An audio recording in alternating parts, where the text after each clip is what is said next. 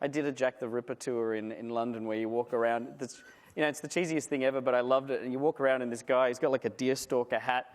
And, he's trying to stand in these places and even doing the voice. And he's like, here, be where the Ripper first struck. The glint of a razor at midnight, and her throat was cut. And then like a car drives past and a bunch of kids and they're like, fuck off, idiots. but the guy just powered on and it was like, this is the very spot. Can't you just hear the clip-clop of the horse-drawn carriages? Fuck off. And he said, ignore that.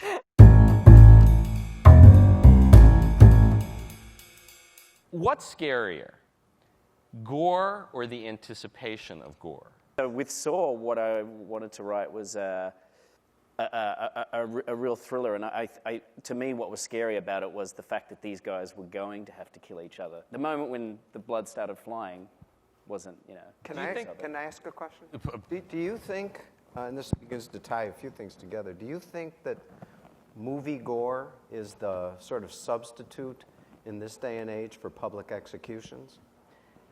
In a way, I do. In a way, I think you're right. It's this sort of like bloodletting ritual that people take part in, and they're really enthusiastic about it. If you ever go on any of these horror websites, they really revel in it, And I sort of became involved in this franchise of films that are so synonymous with gore and on-screen violence. And in fact, the media term for that glut of films was that little subgenre was torture porn.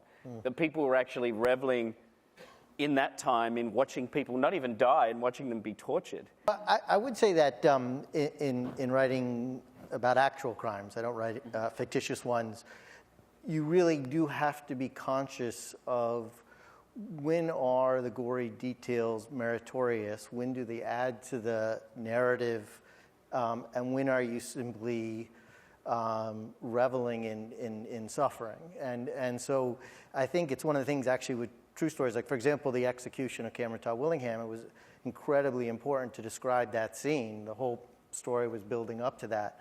On the other hand, I think that scene in itself requires as much restraint. And I still think it can have its power, getting to what you were saying. But I do think that is one of the things you really have to be conscious when you're describing real crimes, is when are you being salacious. Exploited. When are you being exploited? For more of the New Yorker Festival, subscribe to the New Yorker channel.